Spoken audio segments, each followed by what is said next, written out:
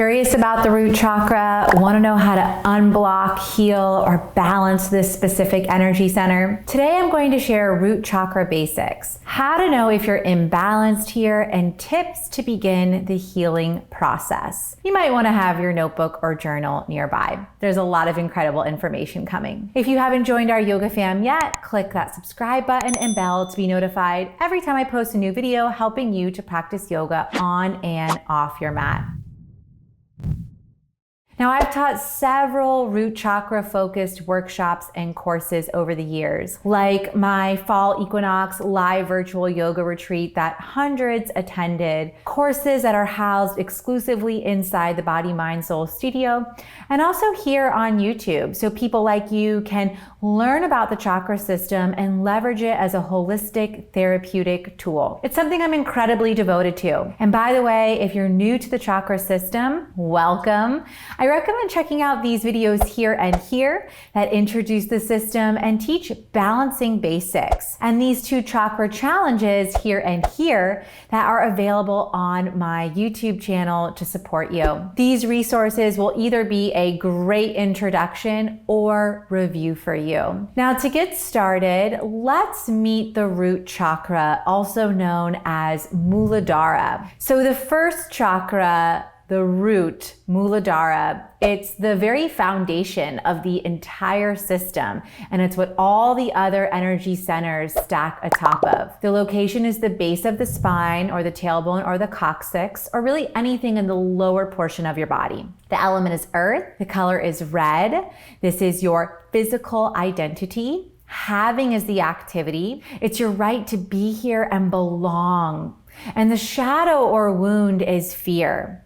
And the purpose, or what we're working towards, is stability, support, security, physical health and well-being, vibrancy, trust, and prosperity. Now, why would you need to heal your root chakra in the first place? And what causes it to be quote unquote blocked? Well, because the chakras are the managers of your internal and external energetic experiences and all the baggage that comes with that, naturally they shift into imbalanced states. And the three states they can be in at any given time are balanced, which is the aim, deficient, or excess. Deficient and excess chakras develop as coping or defense mechanisms based largely on our childhood conditioning, childhood experiences, especially those that were repeated until they became the status quo and are now adult ways of thinking, feeling, and being. You tracking with me? So let's start with balanced root chakra qualities, so we have a reference point for what we're wanting to move towards. All right. A balanced root chakra looks like this. And this is where you might want to take notes, okay? You feel strong, stable, and secure. You are sincere and trustworthy, and you feel that sincerity both towards yourself and with others. You have optimal physical health and well-being. You feel vibrant and vivified. You believe in your existence, your right to be here, belong, and have. You have a great relationship with food. You're able to manifest complete dreams, goals, and projects. You're able to stick to your routines.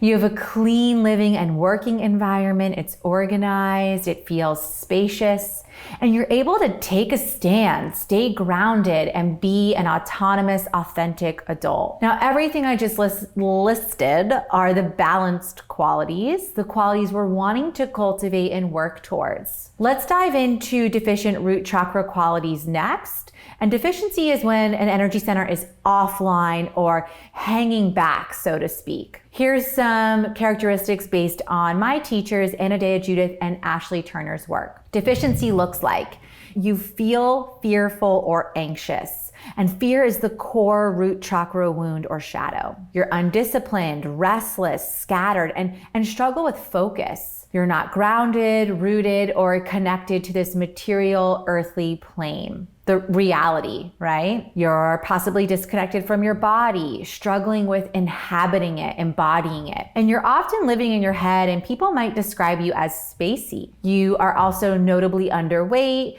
and there's an inability to create. You struggle with completing what you've begun and fulfilling your commitments. That's a lot. Let me know in the comments if any of these deficient root chakra characteristics resonate with you. And by the way, it's not uncommon for us to resonate with elements from all three states too. So you don't have to fit that entire profile that I just shared. There's things from each one, balanced, deficient, and excess, that I connect with. So how do you bring a deficient root chakra online, back to the midline? How do you begin to heal here? These are the suggestions based on years of studying and teaching. First, start with resistance training and or lower body strengthening. We want to adopt a nutrient-dense diet, create morning and evening routines for structure and stability, organize and clean your living space, simplify it. Work with your hands to inhabit your body, like gardening, coloring, sculpting, knitting, painting, or anything similar. Ground yourself by regularly getting outdoors. And find acceptable challenges to overcome passivity and fulfill your commitments. Remember, we're offline here. We want to slowly and tenderly bring it online. So all of these healing practices will allow the adult within you to emerge so you can claim your autonomy and authenticity. Now let's dive into an excess root chakra, or one that's too online and hanging forward, so to speak. So here's excess characteristics based again on my teachers Anna Dea Judith and Ashley Turner's work. You feel heavy, lethargic, or sluggish. Element is earth here, okay? So there's too much of that solidity. Life is monotonous and causing you to feel stuck and act very rigid. There's a fear of change or an addiction to security and certainty. You can be overweight, either figuratively or literally. There's a fixation with materialism, and hoarding or greed is happening. And there's an inability to trust yourself, others, and the world, all right? So how do we bring this excess chakra back to the midline or back to a balanced state? How do we begin to heal? Again, these are my suggestions based on years of studying and teaching. First, we want to find ways to discharge, let go, and redistribute that stuck energy, like we do in this yoga class here. Also, creating a regular movement routine that includes things like walking, jogging, biking, or swimming, all activities that include the lower body, specifically the leg channels, because these will help us create a sense of lightness in the lower body where the root chakra is located, okay? Versus resistance training or lower body conditioning that's a little bit heavier and recommended for deficiency. We also want to get outdoors and try new things while we're outside to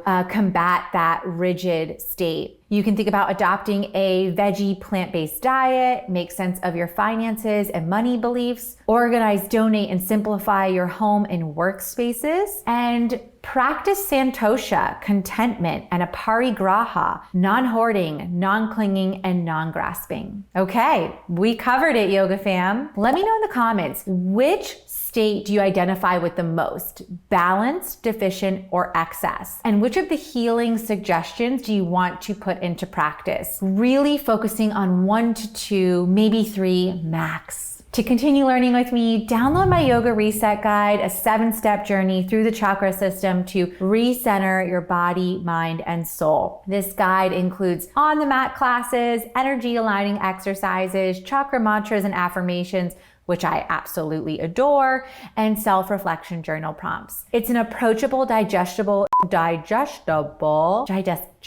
okay, we're gonna keep going. It's an approachable way to begin working with the chakras today. Details to download the Yoga Reset Guide are in the description below.